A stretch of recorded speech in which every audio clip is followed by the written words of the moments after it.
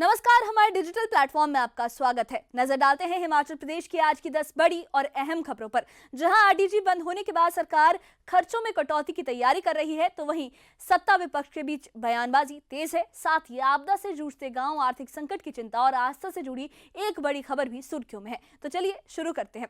RDG यानी राजस्व घाटा अनुदान बंद होने के बाद हिमाचल सरकार अब खर्चों पर सख्ती करने जा रही है। विधानसभा अध्यक्ष कुलदीप सिंह पठानिया ने न्यूज 18 से एक्सक्लूसिव बातचीत में ये बड़ा संकेत दिया है कि माननीयों के वेतन और भत्तों में कटौती की जा सकती है। गौर करने वाली बात यह है कि पिछले साल ही मुख्यमंत्री, मंत्रियों, विधायकों और विधानसभा अध्यक्ष, उपाध्यक्ष के वेतन भत्ते बढ़ाए गए थे। अब चर्चा है कि ये बढ़ोतरी आर्थिक हालात सुधरने तक रोकी जा सकती है। इसी मुद्दे पर विपक्ष के बयानों पर सरकार का पलटवार भी आया है। आरडीजी बंद होने पर पूर्व मुख्यमंत्री जयराम ठाकुर, शांता कुमार और प्रेम कुमार धूमल के बयानों पर कुलदीप पठानिया ने तीखा पलटवार किया है। उन्होंने सवाल उठाया कि जो नसीहत आज मौजूदा सरकार को दी जा रही है, वही फैसले अपने कार्यकाल में क्यों नहीं लिए गए। कर्ज सभी सरकारों ने लिया है और आरडीजी की मांग बीजेपी सरकारों ने भी की थी, इस्तेमाल भी किया गया था। ऐसे बहुत सारे विषय हैं जो सरकार के विचाराधीन हैं और मुख्यमंत्री जी ने ये इस बात का संकेत दिया है कि कड़े से कड़े फैसले भी लिए जाते हैं, लेकिन सामाजिक सुरक्षा के जो कार्यक्रम हैं, सामाजिक सुधार के जो कार्यक्रम हैं, गरीबों से जुड़े हुए जो कार्यक्रम हैं, वो और वेलफेयर जो हमारी योजनाएं, स्कीमें हैं, वो उस प्रकार से नियमित रूप से हिमाचल सरकार जो है इन परिस्थितियों में भी जारी रखेगी। अब मंत्री राजेश धर्माणी के सीधे आरोप के बारे में आपको बताते हैं। कैबिनेट मंत्री राजेश धर्माणी ने बिलासपुर में केंद्र सरकार और बीजेपी पर सीधा हमला बोला है। उन्होंने कहा कि आरडीजी में कटौती पूरी तरह बीजेपी की नीतियों का नतीजा है। साथ ही आरोप लगाया कि बीजेपी प्रदेश सरकार को जो बीजेपी है वो प्रदेश सरकार गिरने को लेकर जानबूझकर भ्रम भी फैला रही है। सरकार पूरी तरह से स्थिर है और जनहित के मुद्दों पर मजबूती से काम भी कर रही है। आरडीजी खत्म होने के बाद जो आने वाले वर्ष में यहाँ पे हिमाचल प्रदेश की आर्थिक विषमताएं जो पैदा हुई हैं और जिस वजह से काफ़ी चर्चा मीडिया के अंदर है कि भाजपा जो है वो कोशिश कर रही है कि इसकी जिम्मेवारी हमारे माथे में बढ़ी जाए।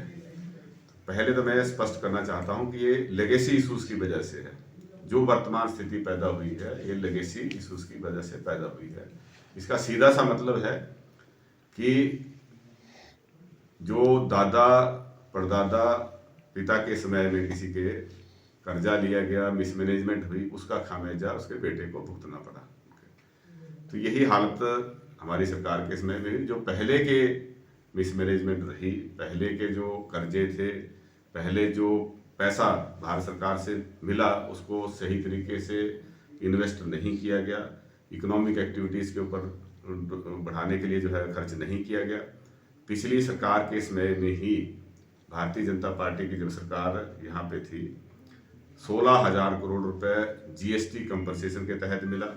सरकार आरडीजी बहाली के लिए क्या करेगी, इस पर राजेश धर्माणी ने यह साफ कहा कि मुख्यमंत्री के नेतृत्व में प्रदेश सरकार प्रधानमंत्री नरेंद्र मोदी से औपचारिक रूप से आरडीजी बहाली की मांग करेगी। अगर केंद्र से राहत नहीं मिलती तो सरकार सुप्रीम कोर्ट जाने से भी पीछे नहीं हटेगी। सरकार का कहना है कि हिमाचल के अधिकारों पर कोई भी समझौता नहीं होगा। इस बीच बीजेपी के भीतर से कुछ अलग सुर सुनाई दिए हैं।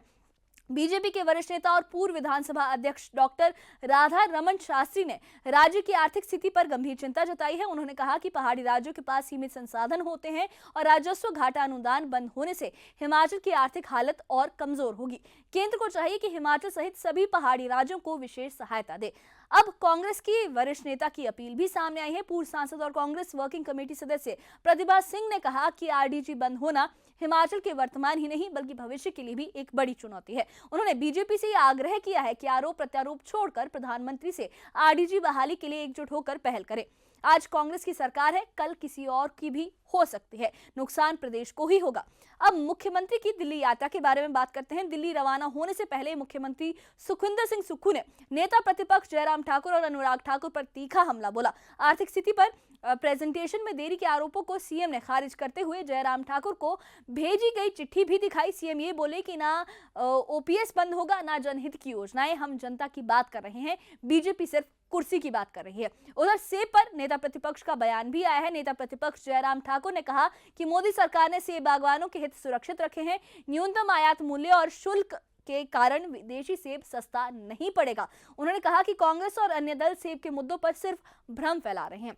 अब सरकार पर सीधा हमला भी सामने आया है। बीजेपी नेता और पूर्व विधायक राजेंद्र राणा ने कहा कि सुक्खू सरकार के कुप्रबंधन से हिमाचल गंभीर वित्तीय संकट में है। सरकार के पास डीए, एरियर और कर्ज चुकाने के पैसे तक नहीं है। ये हालात प्राकृतिक नहीं है बल्कि गलत नीतियों का नतीजा है।